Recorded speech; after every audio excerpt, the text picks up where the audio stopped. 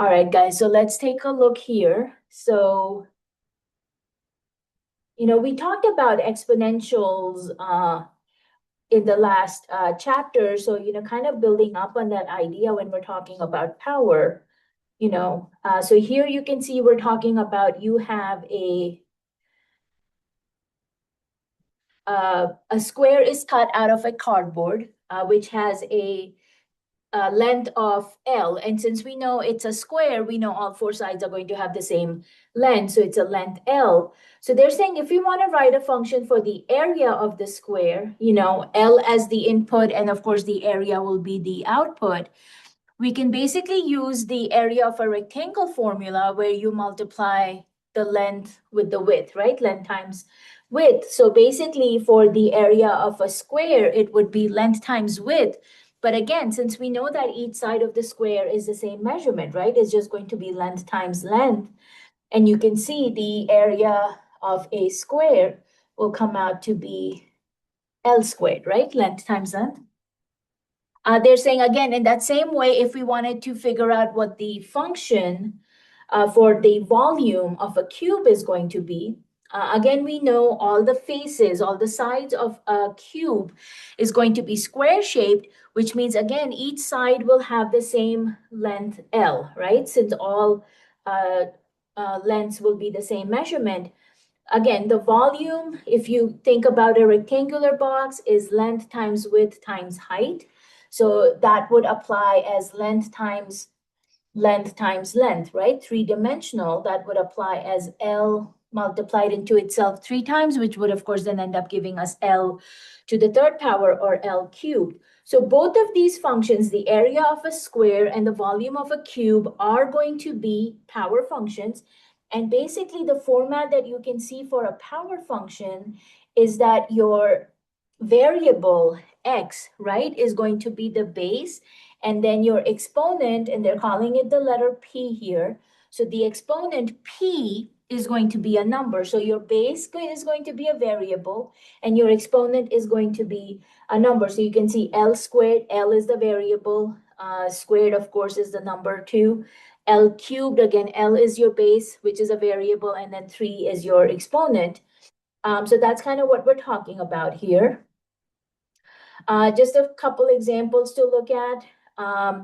They are asking us which of our toolkit functions are power functions. And I don't know if we have those in this last section we had looked at.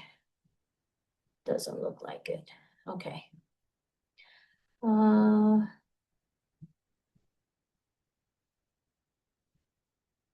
Okay, they're not really giving us a list of the functions over here, but they're basically saying your constant and identity functions are power functions, because you can take the constant function, which, remember, is the constant function is your y equals x, or you can write it as f of x equals x. So they're basically saying if you have f of x equals x, you can write it as x to the 0 power. So that makes it a power function. We can also write it as x to the first power, because again, that 1 becomes your exponent, right? Now remember, your f of x equals x to the 0 is going to be the constant function where you get y equals some number c, right? So y equals 3, y equals -5. Those are the f of x equals x to the 0 functions. And then, of course, your y equals x, or f of x equals x, is the f of x equals x to the first power functions. Because remember, 0 exponent rule again tells us if you have a 0 exponent, you get the answer 1. So f of x equals x to the 0 power will actually become 1 when you simplify it. Then we are also saying our quadratic and cubic functions are also power functions. Now remember, quadratic means you are raising your base to the second degree, to the second power. So x squared is your basic quadratic function. And then x cubed, of course, is our basic cubic function, right? Because that's to the third power. You also have your reciprocal and your reciprocal squared functions, which will also be considered as power functions. with your powers being negative whole numbers, right? So remember the f of x equals x to the power of -1 can actually be rewritten as f of x equals 1 over x, right? Because you're just taking the x to the numerator, and then your exponent becomes -1. For your f of x equals x to the -2 power, that, of course, can be written as 1 over x squared. So remember, even though you can write them as rational functions, we can rewrite them as power functions also by putting negative exponents on their bases. And then this last part over here is talking about the square and cube root functions can also be written as power functions. These numbers, the 1/2 and the 1/3, should actually be exponents. I know it kind of looks like they aren't, but it should be like x to the power of 1/2, which is the same thing as square root of x.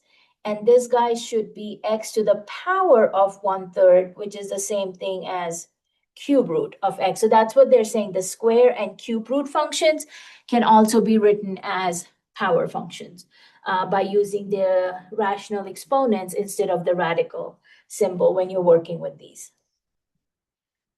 So we have actually looked at power functions before. We just, didn't call them that. They also want to know what points do the toolkit power functions have in common. And they're saying all of these functions that we just talked about in this example here will have the points 0, 0, and 1, 1 that will be common. And, we can actually try graphing some of these. Let me get our Desmos calculator here. So, start with your, actually, we can call it, if you want, x to the 0, which is the same as y equals 1. So that's your constant function. Then we had y equals x to the power of 1. So you can see that's your y equals x line, oblique line basically with a slope of 1. And then let's see, what else did we talk about? Y equals x squared. We talked about y equals x cubed. What else did we have? Y equals x to the power of -1, which remember was our 1 over x function. Then we had y equals x to the power of -2. Okay, and then we had our y equals x to the power of 1/2, which is your square root function. And I know it's getting really messy on the coordinate plane, but we're almost done. And then the last one was the cube root function, or yx to the power of 1/3.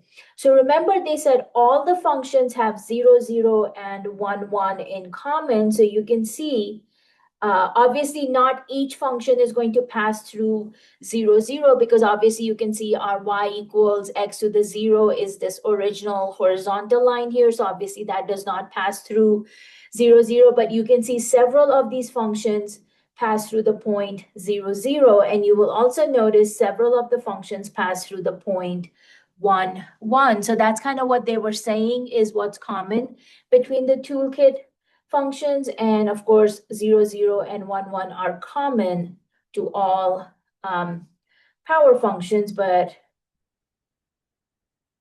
I think they're kind of extending that all a bit too far, because obviously we saw it wasn't between all of them, especially the ones that we just listed from this example here. But there are definitely a lot of common graphs that share those points. Alrighty, so now we're talking about the characteristics of power functions. So they're saying, okay, we have the graphs of x squared, x to the 4th, x to the 6th, and those are showing up right here. I know it says shown to the right, but It shows up on the next page if you look at this textbook here. But look at, the general features, I guess, of the graphs. So all of these are even whole number power. So you've got the second power, the fourth power, the sixth power, right? All of these are even whole numbers. They are saying, notice that all these graphs have a fairly similar shape. So it's not exactly similar, but similar to each other. Very similar to the quadratic toolkit function, which is, of course, the x squared function. But as the power increases, the graphs flatten somewhat near the origin and become steeper away from the origin. So they are saying as that power increases, your graph tends to be more flatter around the origin, but then it's getting steeper as you move away from the origin, which means, of course, your arms are heading upwards since all of these graphs open up. They are also saying to describe the behavior as numbers become larger and larger. We use the idea of infinity. And of course, we talked about infinity when we had talked about domain and range, and also in the inequality interval notation examples we had done. So the symbol for positive infinity, of course, is, just the infinity symbol. But then if it was negative infinity, you'd put a negative in front of it. So remember, the way you say this is x is approaching infinity or x approaches infinity when you use this symbol of x with an arrow pointed towards the infinity symbol. So you read it as x approaches infinity. And of course, if it was negative infinity, you would say x approaches negative infinity. So we are basically describing the behavior saying that your x value is getting really, really large on the positive side, or, if you were going towards negative infinity, we would say it's getting really, really small towards the negative infinity side, right? So what other characteristics are common between these functions? So we are saying with the even power functions, the x becomes large in either the positive or the negative direction. The output value becomes very large positive number. So essentially what they're saying is, as your x values are getting larger on the right-hand side, right, going towards positive infinity on the right here, your y value is also going to become very large, because obviously we can see the arms of the graphs are going upwards, right?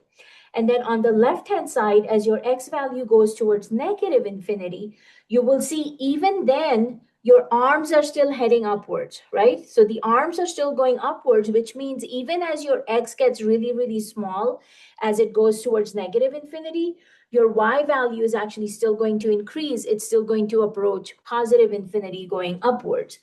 So that's another common behavior we are seeing between all three of these graphs over here. Now let's talk about odd numbers. So now we are looking at functions with x to the third, x to the fifth, and x to the seventh power. So you can see those graphs here. So here we have odd whole numbers as our powers. Now, again, you will see very similar to your basic cubic toolkit function. As the power increases, you will again see the graphs tends to flatten near the origin, but then of course it's getting steeper as those arms go away from the origin. But look at the difference between the even numbered powers and the odd numbered powers. In even number powers, both of our arms were going upwards, right? It didn't matter if your x was going on the positive or the negative side, your y value was headed upwards. But with the odd functions, you will see that on the right-hand side, as your x value gets really large, your y value is also getting large, right? So as x is going to positive infinity, your y is also going to positive infinity. But on the left-hand side, as your x values are getting really small, your y value is also actually getting smaller. So as x goes to negative infinity, your y is also going to negative infinity. And you can kind of see they're describing that over here. So we're using, as x goes to negative infinity instead of y, we're of course using the function notation. So f of x goes to negative infinity. And as x goes to positive infinity, again, your function value or your f of x value goes to positive infinity. So this behavior is what we call as the long run behavior. So you can see the definition here. We're saying the behavior of a graph of a function as the input takes on large negative values. So as x goes to negative infinity and large positive values, so as x goes to positive infinity, is referred to as the long run behavior of the function. So basically, what is the y value doing as your x gets really large or as the x gets really small? Okay, so think about this next function here. They're asking us to describe the long run behavior for x to the 8th power, which again is an even number, right? So if it's an even number, we would think that it would have similar behavior to these guys over here. So yeah, you can see it's a whole number, it's an even power. So the behavior will be similar to your quadratic function. So in this case, as both your you should obviously imagine both the arms are going to be going upwards again. So as x goes to positive or negative infinity, your y value should still be going up to positive infinity. And if you want, I can kind of show you what those graphs might look like. So I'm going to keep the x square function here.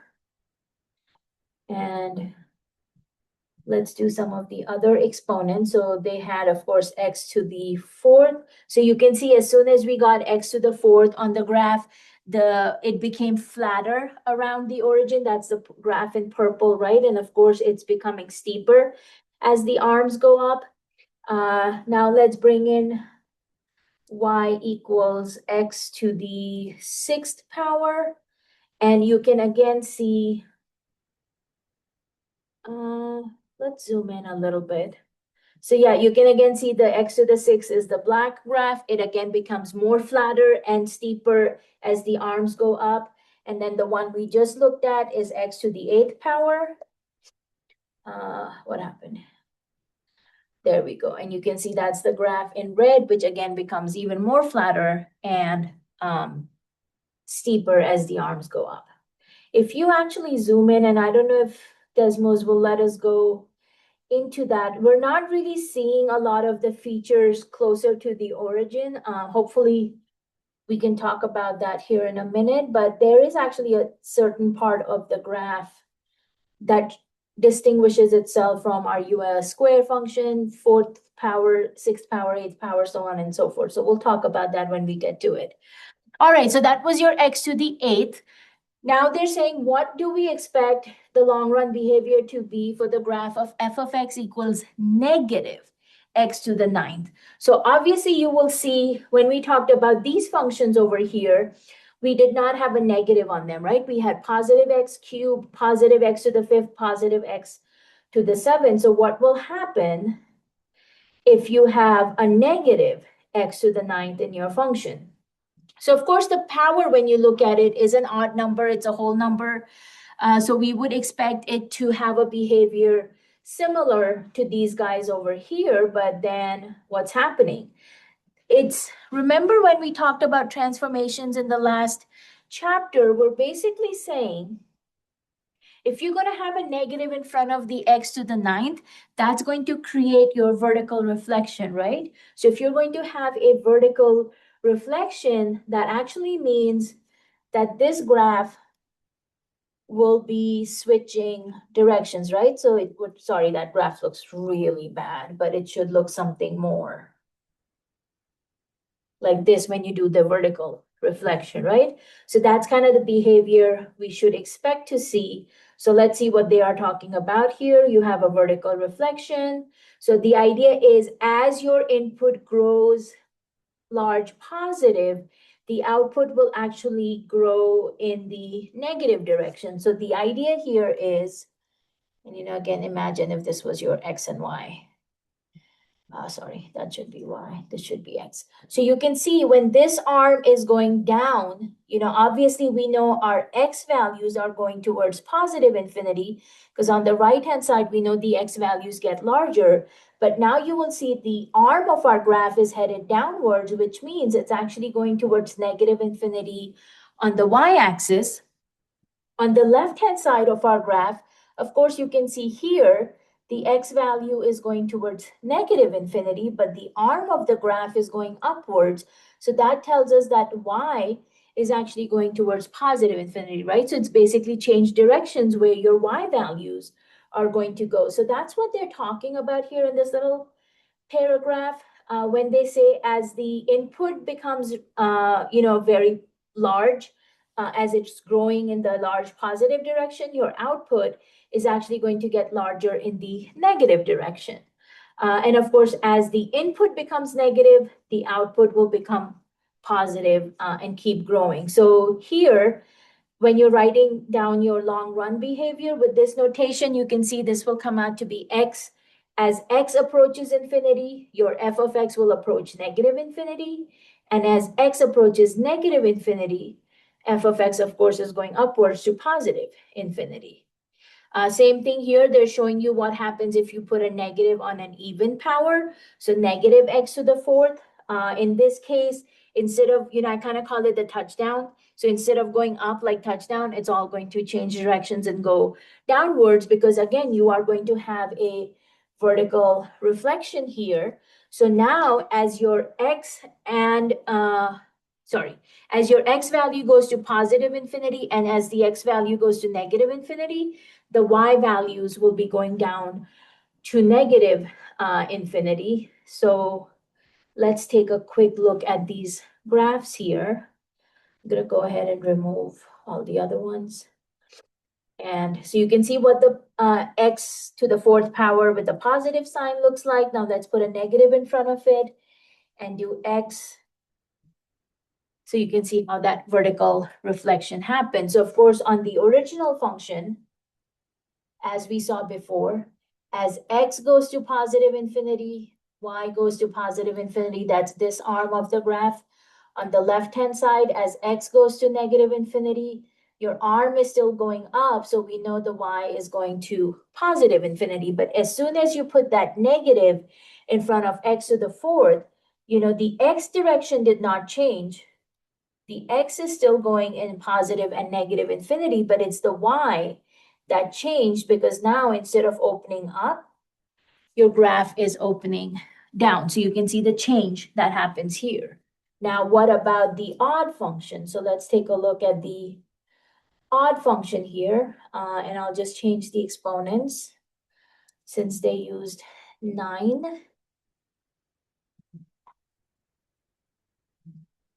Oh.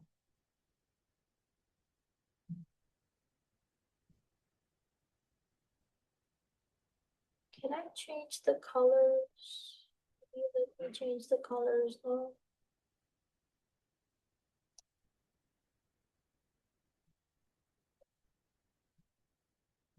Okay, didn't really make a lot of difference. I was hoping they had some good distinct colors. But anyway, you can see the graph in the green is going to be the original x to the ninth graph. And then the graph in the blue is the negative x to the ninth graph. So some changes you should notice here, of course, is the directions of the y values.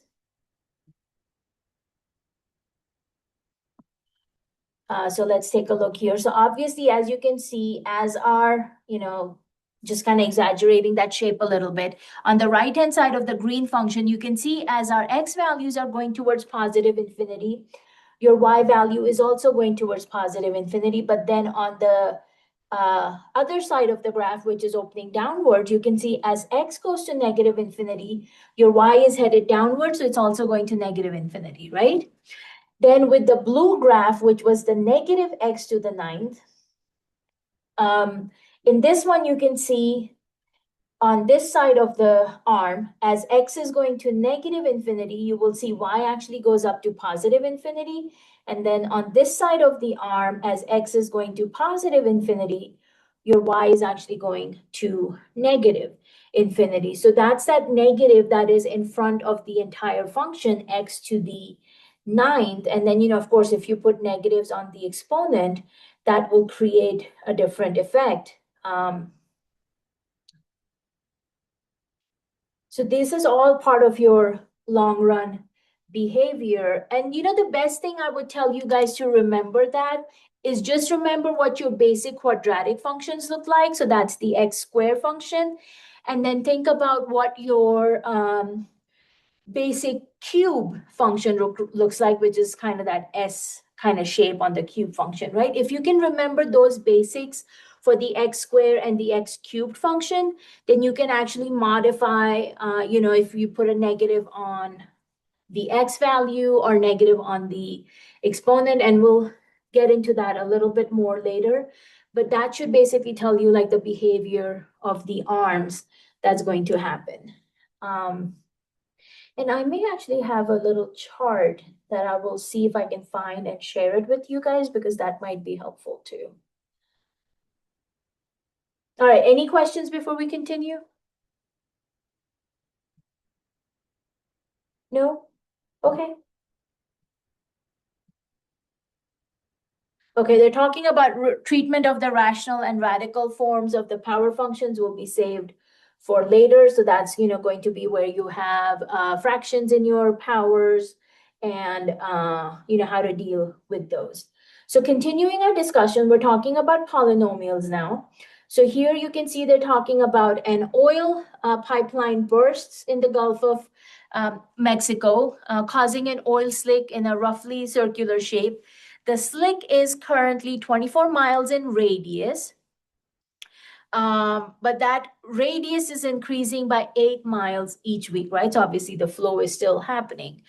If we wanted to write a formula for the area covered by the oil slick, we could do so by composing two functions together. So you can see we're talking about compositions here again. So the first formula is the radius for the spill, which depends on the number of weeks. So that's W, how many weeks have passed. So they're saying, okay, the radius depends on the number of weeks. We know by each week it's growing by 8 miles. And then initially it looks like, kind of like when we're starting this calculation, the slick was 24 miles in radius to begin with. So that's where that 24 is coming, because we know right now the slick is 24 miles in radius, and then it's growing by 8 miles every week. So that's the 8 times W. Now, we also know that it's a roughly circular shape for the oil spill, so we can combine that with the area of a circle. Now, again, area of a circle is pi r squared.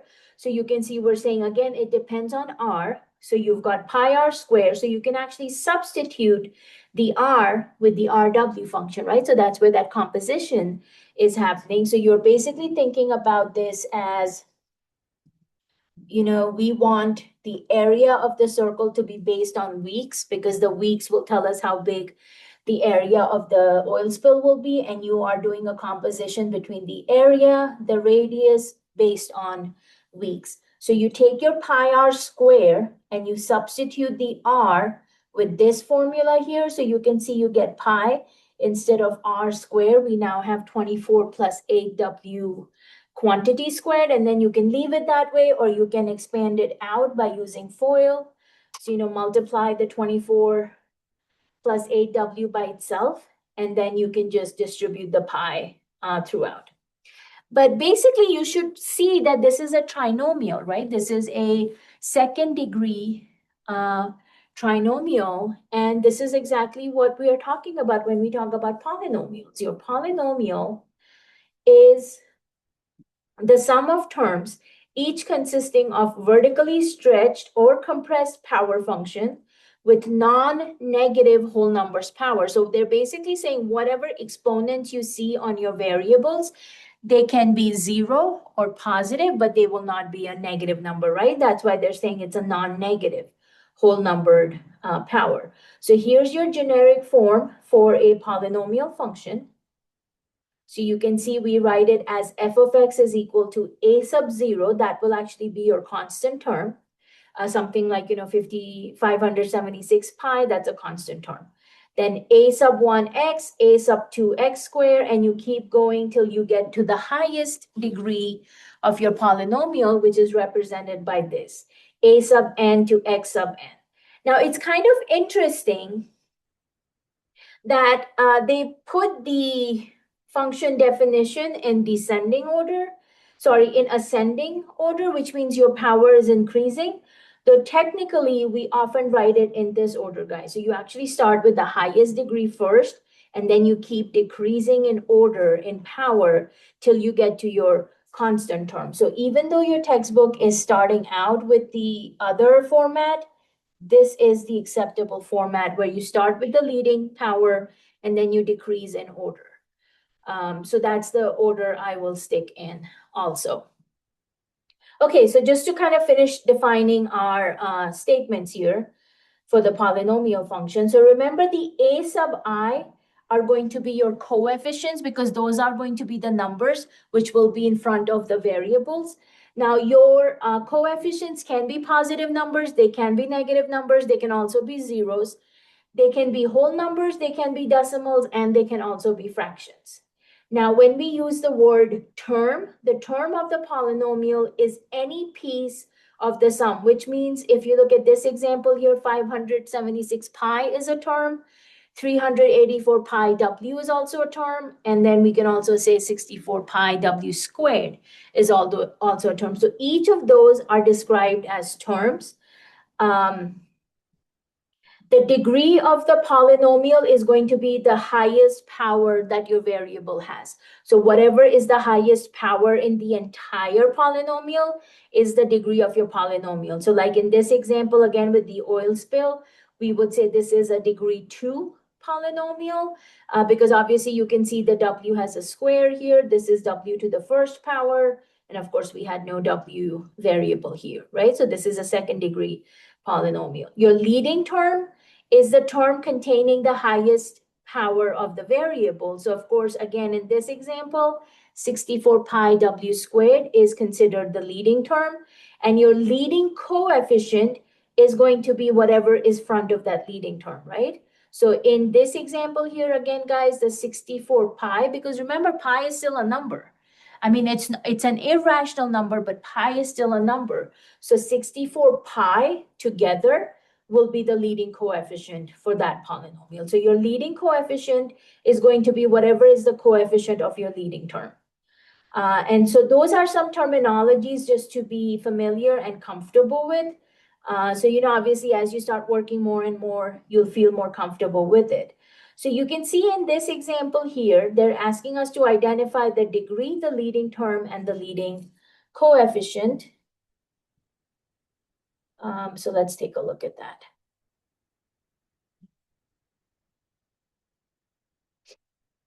Now, obviously, you guys can see the answer right there, but I am going to try and cover it up just so, we can do just a little bit of calculation on our own. All right, there we go. So you can see in part A, if we are talking about the degree, you are looking for the highest power, right? So you can see there's a term 3 with no variable, then you've got a 2x squared, and then you've got a negative 4x cubed. So obviously you can see x to the third power is the largest power we have. So this will be a third degree polynomial or degree 3. They're asking you for the leading term. Now, remember, the leading term is, again, with the highest exponent, right? And that's going to be the coefficient plus the variable. Now, you will see that's going to, again, come from the negative 4x cubed, and you will actually take the sign with you when you are writing out your leading term. So you will write this as negative 4x cubed. And then when they ask you for the leading coefficient, that's going to be just the number in front of the variable. And in this example, that would be the negative 4. Okay. Part B, that's the g of t function. Again, if we talk about the degree, that would be, you can see you have t to the 5th power, t to the 3rd power, and then t to the 1st power. So obviously it's going to be the highest number. So in this example, of course, we would say 5 is the highest degree or the highest exponent. So this polynomial has a degree 5. Your leading term, again, of course, comes from the highest power. So your leading term will, of course, be, and it's a positive 5. So positive 5 t to the 5th power, and then of course your leading coefficient will be just the number in front of the variable. So that's the positive 5. And then for our last part C, again, when we talk about the degree, what are we looking at for part C here? What would be the degree for 6p minus p cubed minus 2?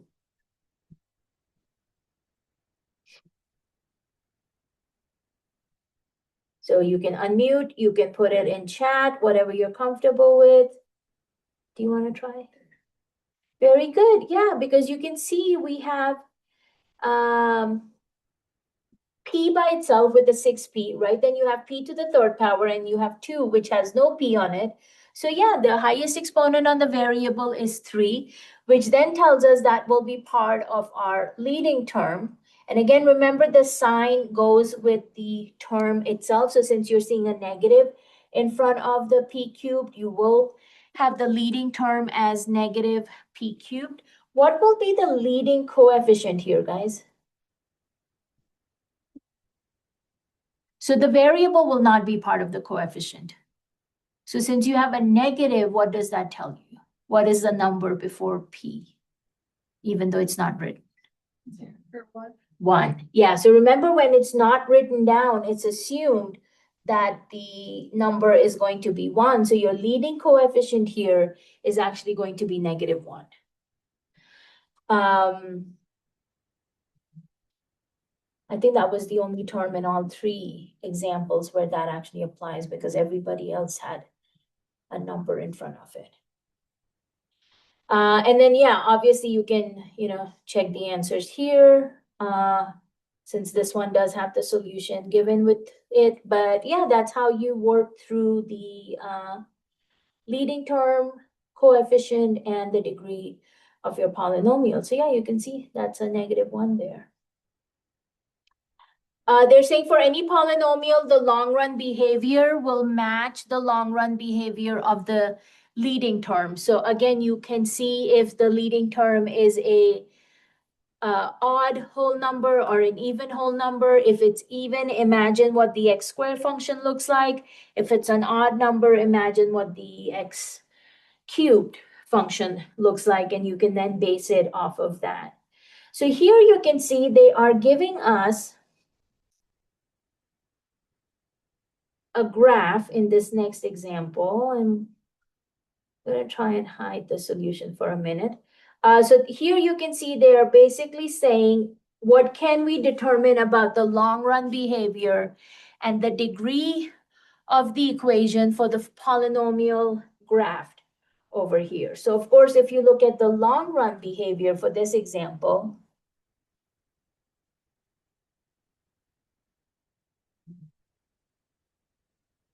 we should obviously be able to see as x is getting really large, which is the right arm of the graph, right? As x gets really large, our function value is also going upward, so it's going to positive infinity, right? So we definitely see that.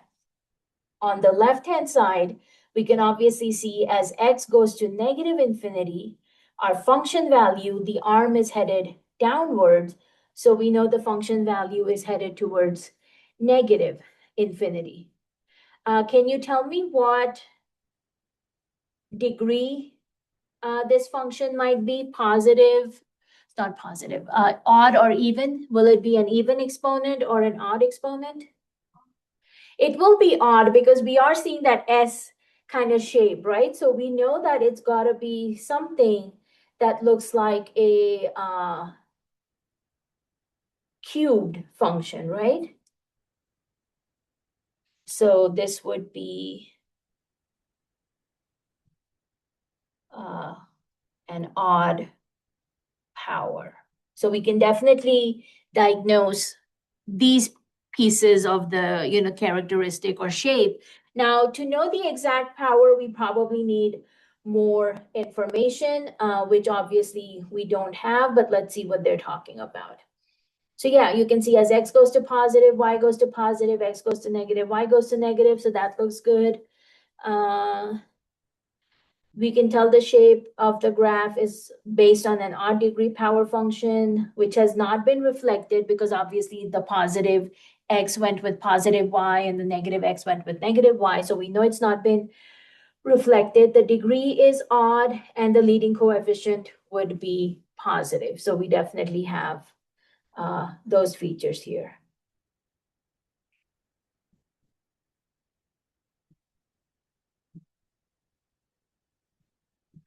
Okay, this is a little bit of a different example, so let's look at him. They are saying given the function f of x is equal to 0.2 parentheses x minus 2 multiplied with the quantity x plus 1 multiplied with the quantity x minus 5. And then they are saying use your algebra skills to write the function in standard polynomial form as a sum of terms and determine the leading term, degree, and long-run behavior of the function. Now, obviously, in the solution, they did not give us the entire polynomial. So let's see what that guy looks like. So our function is given to us as f of x is equal to 0.2 times the quantity x minus 2, quantity x plus 1, x minus 5. So obviously, if we are trying to figure out what the polynomial is, obviously we need to multiply all of these parentheses, right? So let's move this to the upper half of our screen so we can actually write it out. All right. So FOIL, right? We need to use FOIL to try and get some of these answers. So I guess I'm going to start from the right and make my way left. So let's start by multiplying x plus 1 with x minus 5 first. Using FOIL, you have x squared, negative 5x, positive 1x, negative 5, right? Combine the two terms in the middle, which will end up giving us x squared. Negative 5 plus 1 will give us what? Negative 4? X minus 5. All right, so that took care of the last two terms. Now we're going to take the x minus 2 and then, of course, multiply it with this trinomial we just came up with. So that's the x squared minus 4x minus 5. So obviously, kind of the concept of FOIL, but it's, multiplying a binomial with a trinomial. So we take the x's and multiply them together, so that becomes x cubed. We take the x multiplied with negative 4x, so that becomes negative 4x squared. X multiplied with negative 5 will become negative 5x. So let's see, x cubed minus 4x squared minus 5x, that looks good. And then we do the same thing with negative 2, right? So negative 2 multiplied with x squared is negative 2x squared. Negative 2 multiplied with negative 4x, so that's negative times negative, which becomes positive. 4 times 2 is 8, so this guy becomes 8x. And then negative 2 multiplied with negative 5. So again, negative times negative becomes positive. 5 times 2 is 10. And now we can go ahead and combine our like terms. So x cubed will come down as it is. Negative 4x squared added with negative 2x squared will give us what? Negative 2, negative 4, negative 6. Negative 5x plus 8x will give us what? That will be positive 3x, very good. And then, of course, just bring down that 10. So that's all three of these factors, I guess, multiplied together, which gave us x cubed minus 6x squared plus 3x plus 10. And now all you need to do is multiply it by 0.2 in the front, right? So obviously, again, you end up distributing that 0.2 inside the parentheses. And this will give us 0.2x cubed. What is negative 6 multiplied with 0.2? 0. What should be 12? So is it 0.12?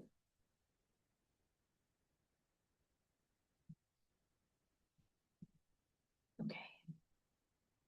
6 times. Oh, 1.2. That was bad. All right. Negative 1.2x squared.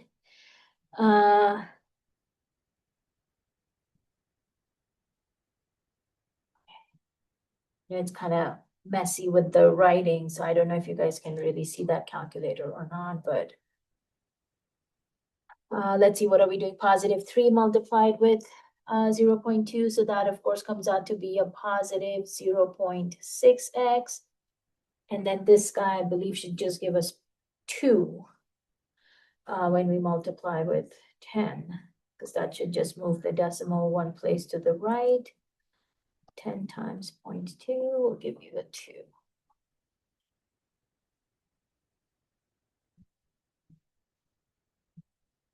All right, I'm gonna get rid of him. Alrighty, so we distributed the 0.2 inside the parentheses, and you can see what that polynomial comes out to be. So that was the first part of the question, is to write it in a standard polynomial form. And again, remember, guys, as I mentioned, we start with the highest power, and then we go in the descending order, so your powers get smaller as you move to the right of your polynomial. And then they had asked us to identify leading term, degree, and long run behaviors. Of course, this guy is our leading term, is 0.2x cubed. Your degree of the polynomial, of course, comes from that highest power also, so that's a degree 3. And then for the long run behavior,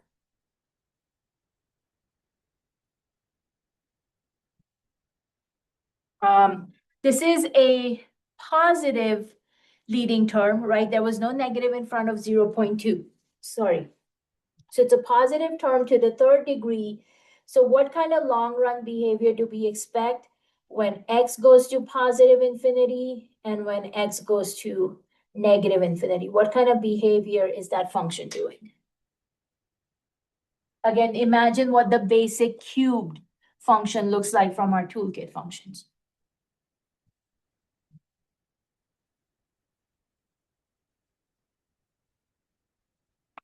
As x goes to positive infinity, where is the y value or f of x value going?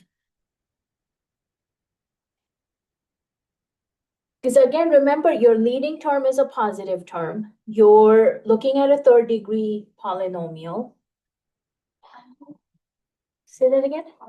Positive, yeah, because just imagine that basic shape of a cubed function, which looks something like this. So yeah, as x goes to positive infinity, your y value will also be going to positive infinity. As x goes to negative infinity, your y value is also going to negative infinity. And we should be able to verify that as x approaches infinity, f of x also approaches infinity. As x approaches negative infinity, f of x approaches negative infinity. Yep, so you can, they didn't use the symbolism for long run behavior, but you can kind of see the description for that example. Any questions on this guy? On Zoom? No? Okay. Let's clear all that out. All right, guys, so we have talked about the long run behavior. As you can see, we're getting into the short run behavior next. So they're talking about characteristics of the graph, such as your vertical and horizontal intercepts. The places the graph changes direction are all, part of that short run behavior. So like all functions, your vertical intercept is where the graph will, of course, cross the vertical axis. And occurs when the input value is 0. So again, remember, we had talked about this in chapter 0. If you're trying to find your vertical intercept, which is basically where your graph would cross the vertical axis, or as we call it, the y-axis, to find the y-intercept, you make your input value or your x value 0. And so, of course, as you can see in your ordered pair, that would end up becoming 0 for the x value. And then based on your polynomial function, that will actually be that constant term that you have on your polynomial function, because if all the x values become 0, that constant term is the only value that will be left behind. So that's the term a sub 0, which again, if you go back and look at the general definition of a polynomial, that's going to be this constant term, which is left over at the end of your function. So that's your vertical intercept. For your horizontal intercept, again, obviously that would mean where the graph is crossing your horizontal axis, or as we call it, the x-axis. So to find your x-intercept, you would basically make your output value 0, or obviously your y value 0, right? So in that case, when you write out your ordered pair, then you would have 0 for the y value, and then your x-intercept would be, some non-zero number. Sometimes it can be 0, depending on where your graph is crossing the x-axis at. But yeah, so you would make your y value 0 to find the x-intercept. So they are saying we can also call the x-intercepts, or the horizontal intercepts as they're calling it, as zeros, because that is where your function value is going to equal 0, or basically the y value is going to equal 0. And sometimes we also call them the roots of the function, because again, that is where you are crossing that horizontal axis, if you're looking at it graphically. So as you can see here in this example, we've got a third degree polynomial. And how do we know it's a third degree? Because you can see the x value occurs 3 times. So we know this is a third degree polynomial. So they're saying given this polynomial, f of x is equal to x minus 2 times x plus 1 times x minus 4, written in factored form for your convenience. And they're asking us to determine the vertical and the horizontal intercepts. So remember, to find the vertical, you make your input 0, which means your x value 0. So you can see what happens here when we plug in a 0. You get 0 minus 2, which will give us negative 2, 0 plus 1, which will give us positive 1, 0 minus 4 will give us negative 4. And then you are just multiplying all 3 of these numbers, because, obviously the factors were being multiplied with each other. So you can see negative and negative becomes positive. 2 times 1 times 4 will give us 8. And you can see you have a y-intercept, or a vertical intercept at the point 0, 8. For the horizontal intercepts, or again, as the x-intercept, you make your y value, or the output value 0. So you can see why we call the horizontal intercepts as the 0 of the function, because this is where your y value is 0. The value of your function is 0 at the x-intercept.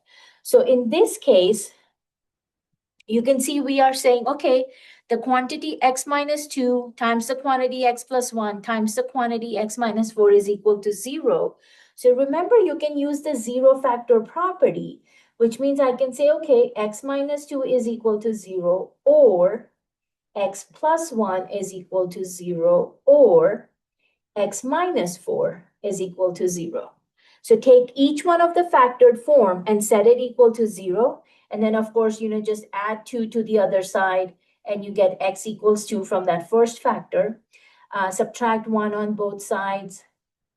And of course, we get x equals negative 1 as the answer. And then the last one is you add 4 on both sides, and you get x equals 4. And you can see this is where they are getting the answers 2, negative 1, and positive 4. And remember, these are the roots, or the zeros, or the x-intercepts of our function. So as ordered pairs, you would write them out as 2, 0, negative 1, 0, and 4, 0 in your ordered pair. So obviously, if they give you the polynomial in a factored form, it makes the math go quicker, because we didn't have to factor it ourselves. Now, if they don't give it to you in factored form, then of course we'll need to do factoring before we can find the solutions, especially for the x-intercept. Did anybody have questions on example 316, finding your x and y intercepts?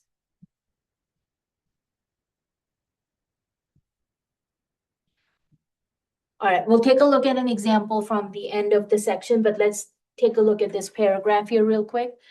So they're saying, notice that the polynomial in the previous example, which would be degree 3 if we multiplied all the x terms together, had 3 horizontal intercepts and 2 turning points. Now they're saying 2 turning points, places where the graph changes direction. And then obviously, since we didn't look at the graph, we didn't really look at the turning points, but I'll show you what they mean by that.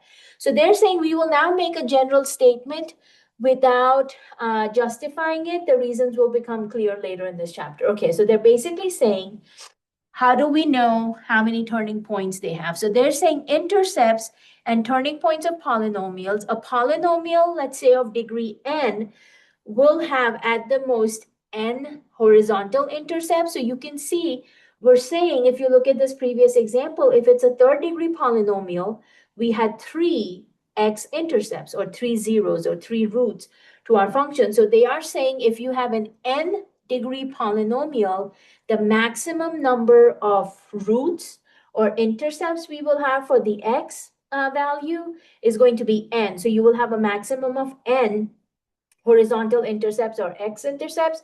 They're saying an odd degree will always have at least one. So if it's an odd degree polynomial, like x to the third power, x to the fifth, x to the seventh, they will have at least one x-intercept.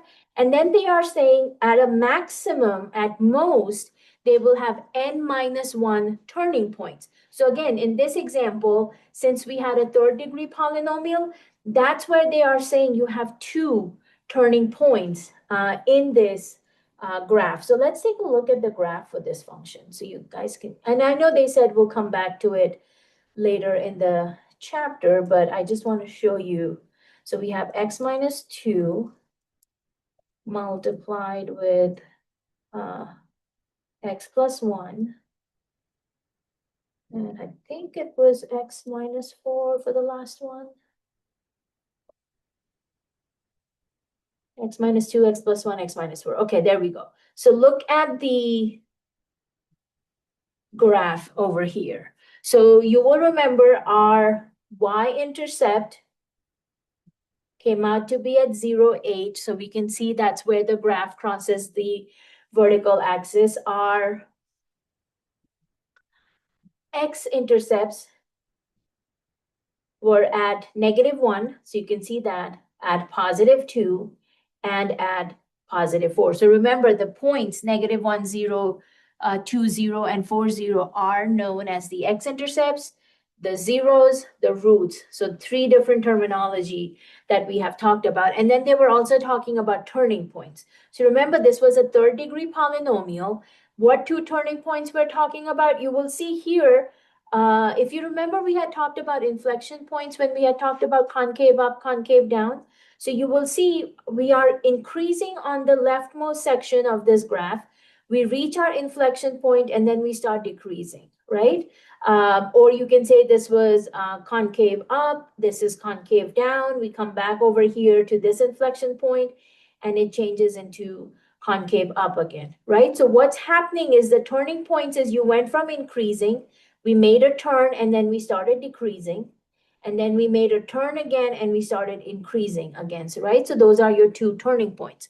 So this is true for all polynomial functions. If you have a degree n polynomial, you will have at the maximum, at most, n minus 1 turning point. So this was a third degree polynomial. We have n minus 1, which is 3 minus 1, 2 turning points. And that's what they're talking about here, is that you have two turning points in this polynomial function. So this would be something to definitely remember as you start, getting more in depth with the polynomials here. Another example to look at here, you can see they are saying, what can we conclude about the graph of the polynomial shown here? So let's take a look at this, without looking at the answers first. So let's get this graph up here. Alrighty. So you should see that this graph has two arms going upwards. So this looks very familiar to our basic x squared function, right? The basic toolkit function. So this should tell us we have an even and a positive power for this function because both arms are going up. If you had a negative, leading coefficient, then your arms would have been going down. So that actually tells you you have a positive leading coefficient. If we talk about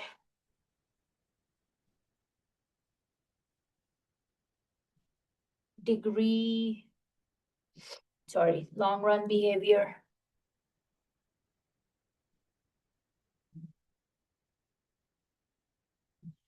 So in this case, you will see as x goes to positive infinity, obviously our arm is going up, right? Which means your f of x is also going to positive infinity.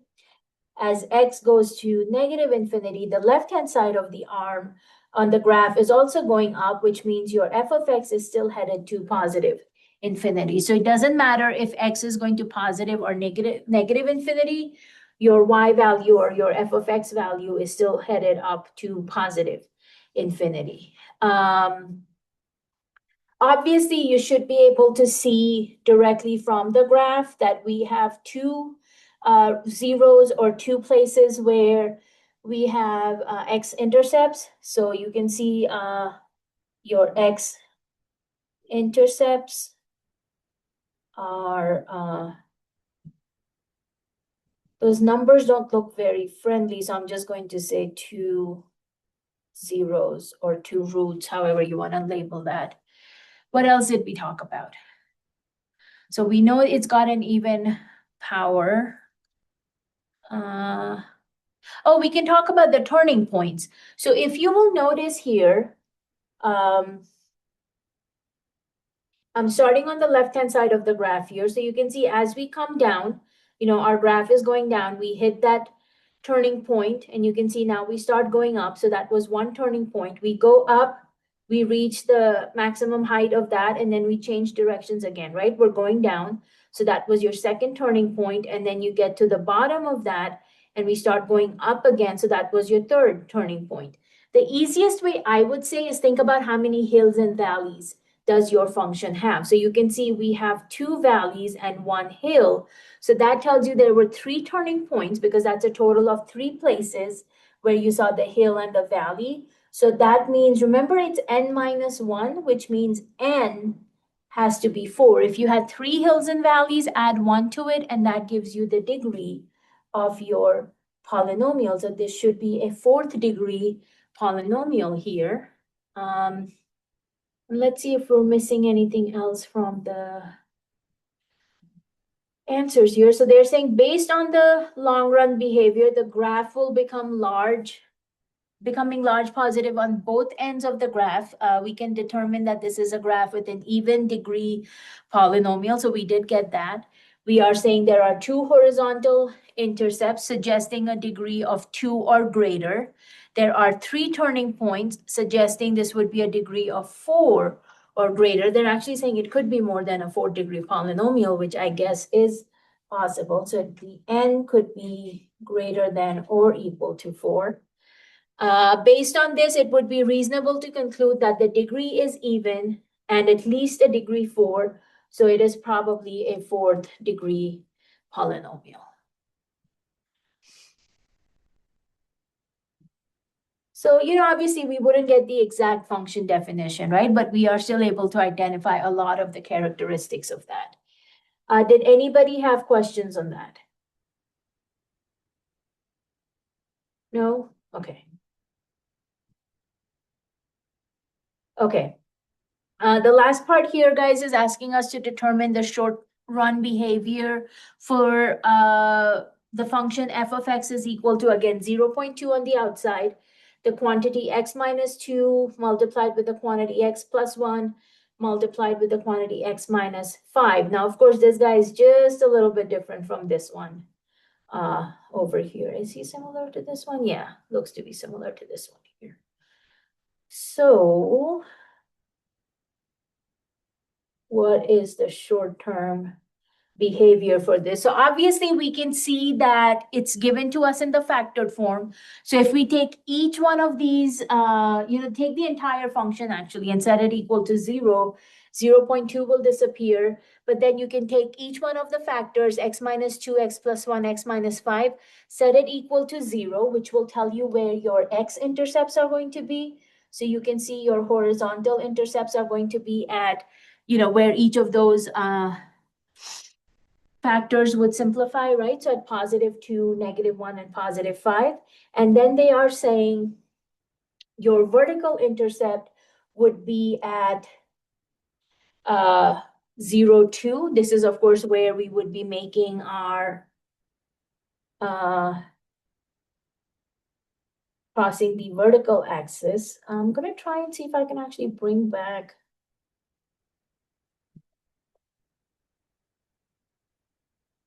May take me a while.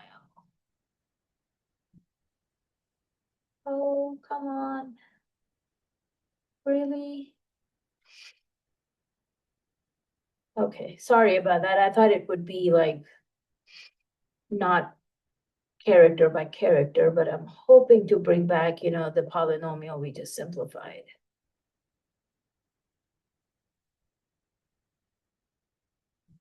Well, this is the one, but where's my entire fraction? Okay, that may not be the best way to do it. Sorry about that.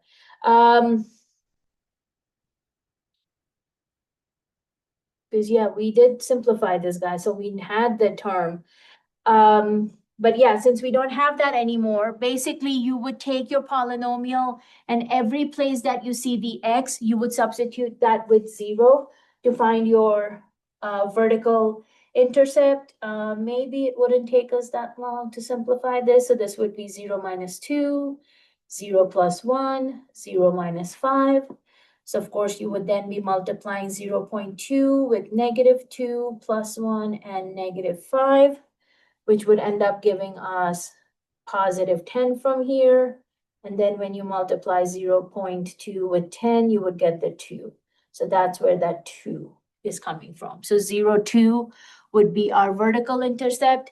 And then since we know this is a third degree polynomial, we know there would be 2 turns, at least one hill and one valley, where the turn would be happening on the graph itself.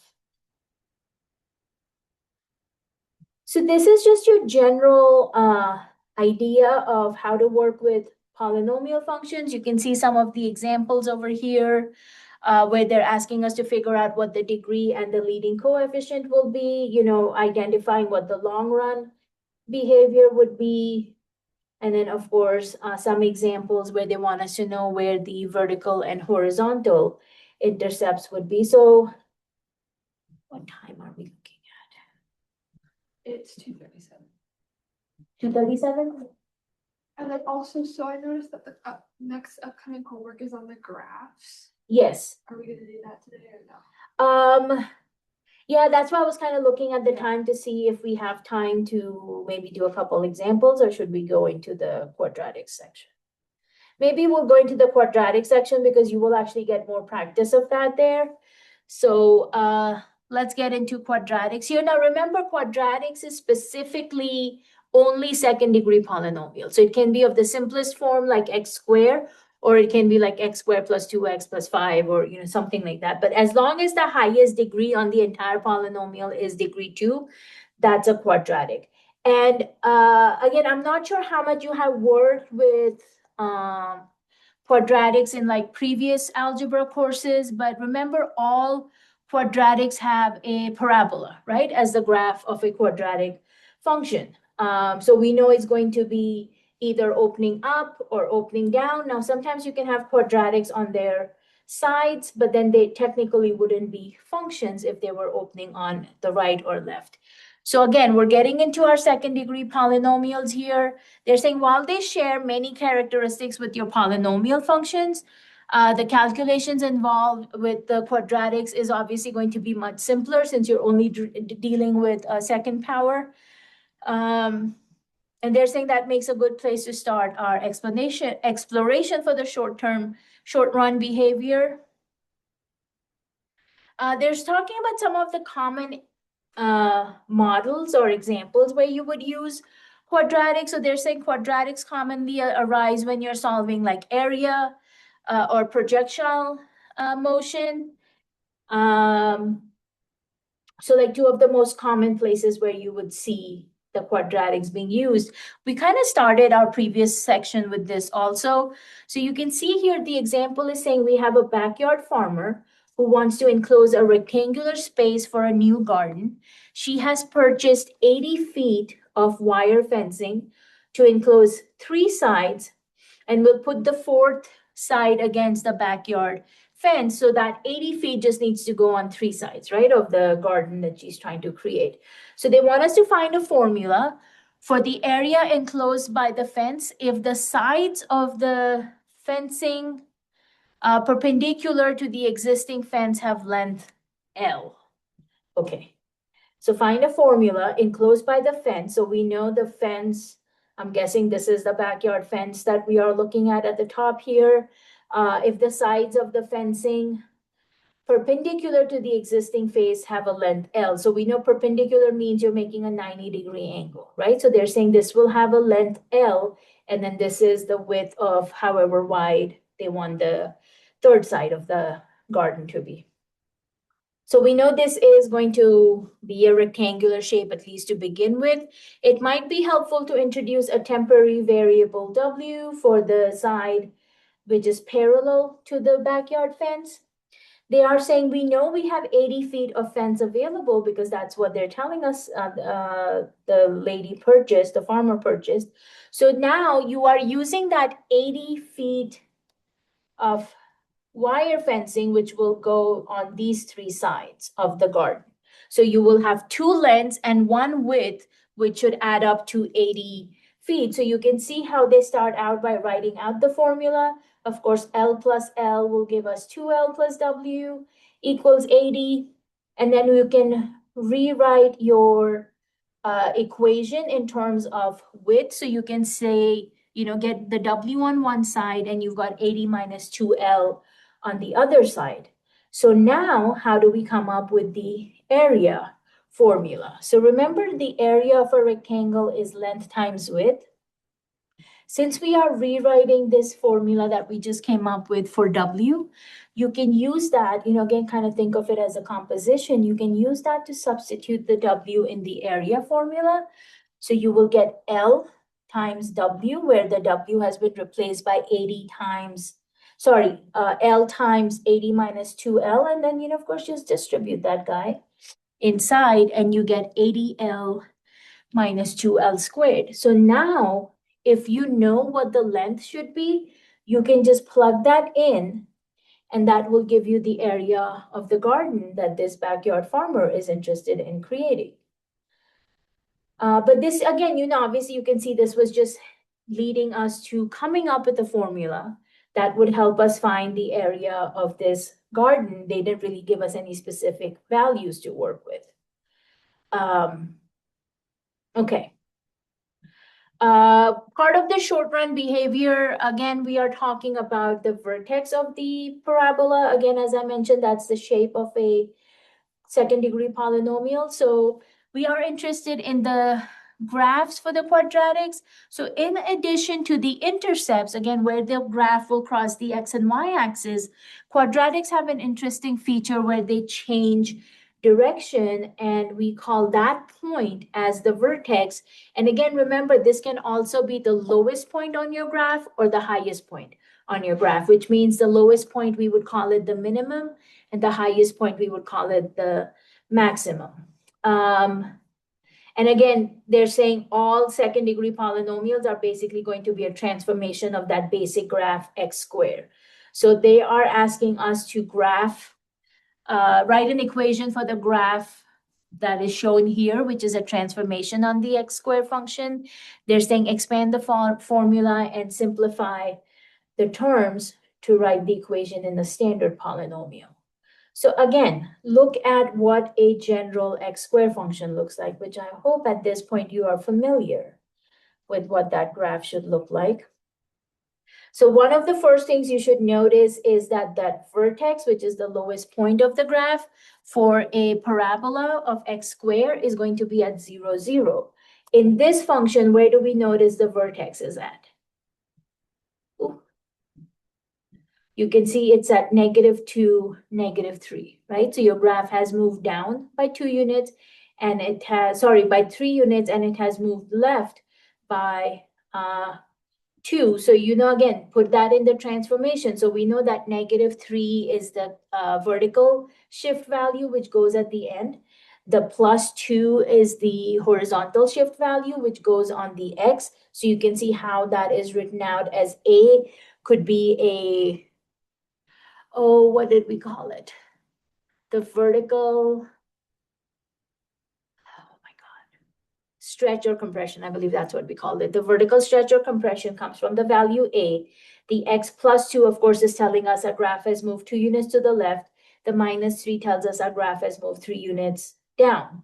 So now they're saying, okay, by plugging in a point which falls on the grid, we can go ahead and solve for the stretch factor. So they're actually using this point, 0, -1 right over here. So they plug in 0 for the x, -1 for the g of x value. And you can see they solve that to get our stretch factor of 1/2, which will become your a value.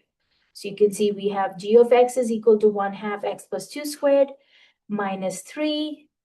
And then they're basically just simplifying it to get rid of the x plus 2 here. So you can see they are doing FOIL here with x plus 2 times x plus 2, and then just simplifying that. But yeah, as far as like the basic format goes, I don't think it's very difficult to see. This was a parabola, a second degree polynomial with horizontal vertical shifts and a stretch factor also. So they're just saying, notice that the horizontal and vertical shifts determine the location of the vertex. So the vertex will move based on those movements.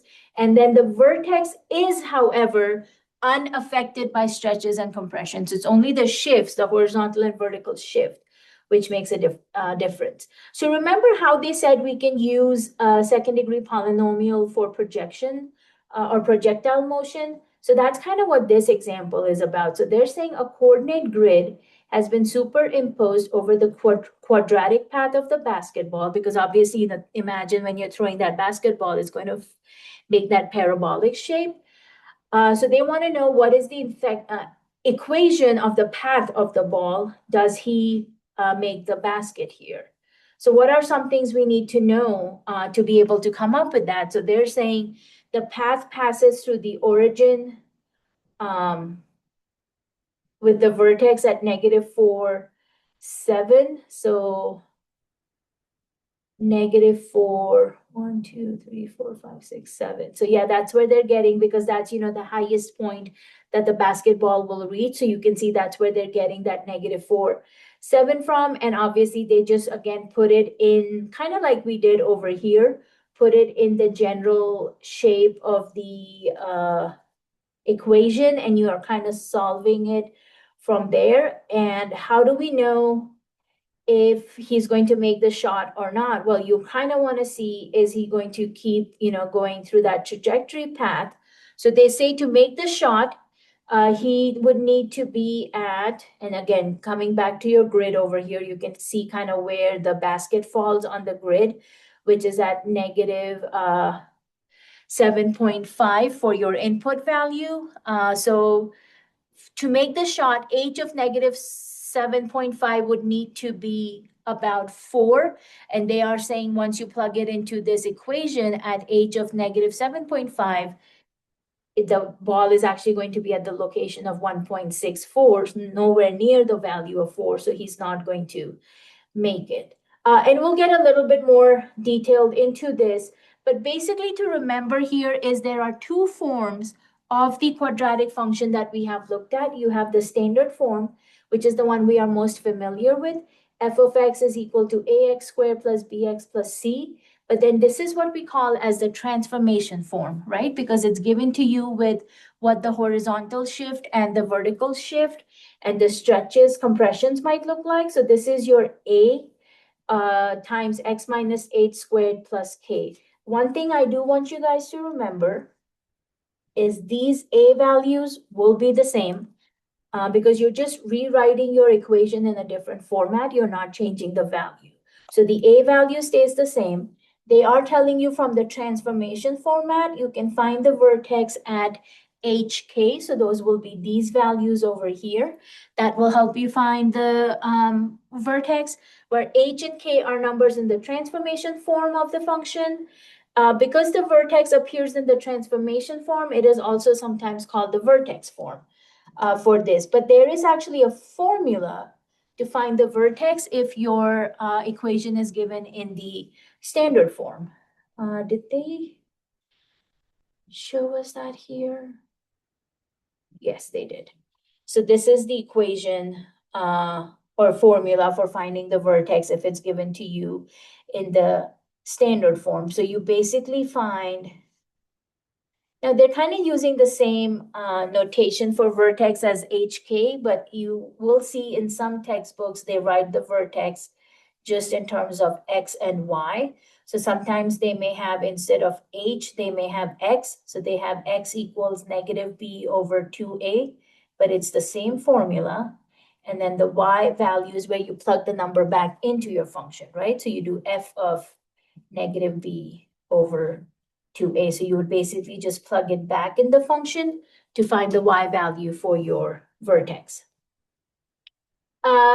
I will let you guys look through the breakdown over here. They're basically just showing you how they went from the transformation form of the equation.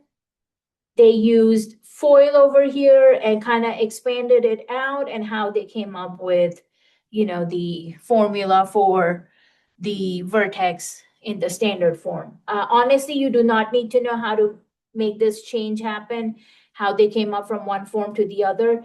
Just remember that when you're given the equation in the transformation form, to find the vertex, you're just looking at the H and the K values.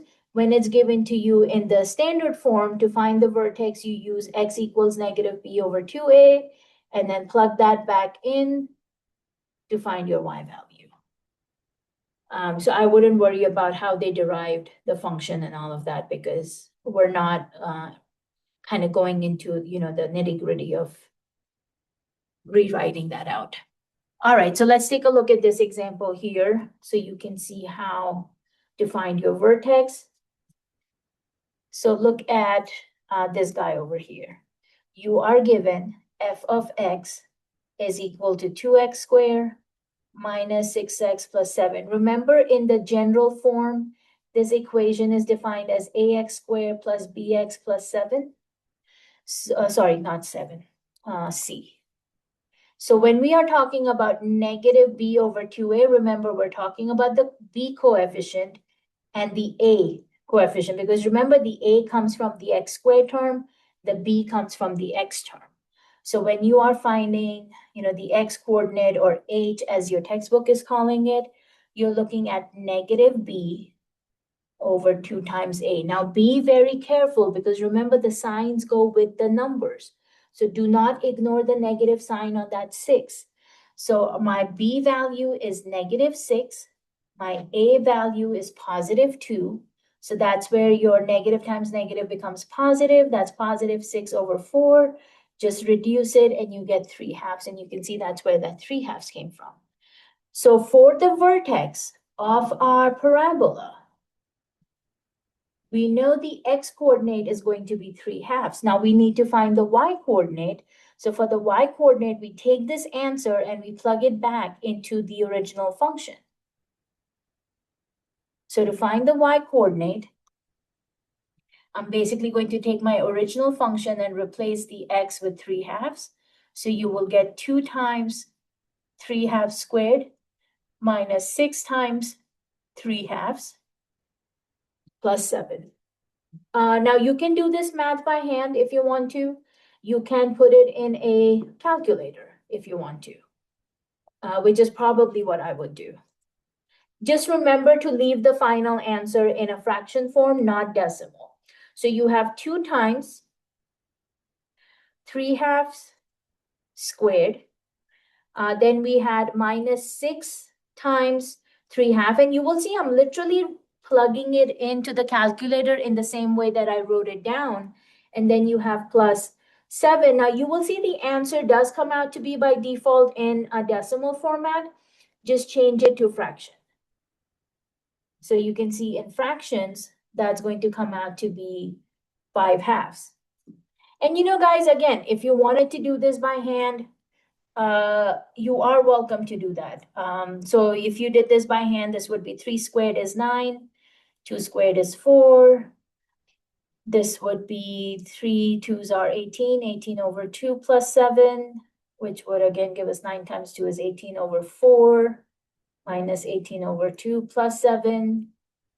So this was just simplifying, but then you can see we will need to find a common denominator, add the fractions together, simplify it. So you have the option of doing this by hand, which would mean multiplying this fraction here by 2, multiplying this fraction here by 4. So common denominator of 4, 18 times 2 is what, 36? 7 times 4 is 28. What will that give us?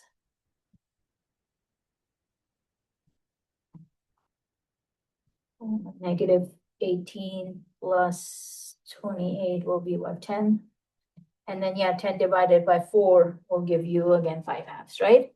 So you can do this by hand if you want to. I honestly am okay if you want to use a calculator. But basically, you can see we get that y value of 5/2. And you can see based on that, they actually rewrote their original equation. So you can see once you got the h and the k values, they rewrote that equation in the transformation form.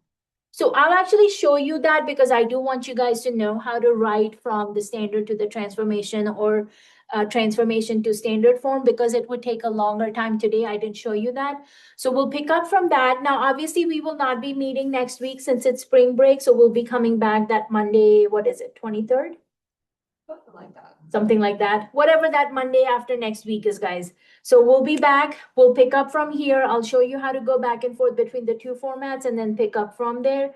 Again, if you want to work on the homework, you can. And if you just want to take time off, take time off. It's whatever you're comfortable with.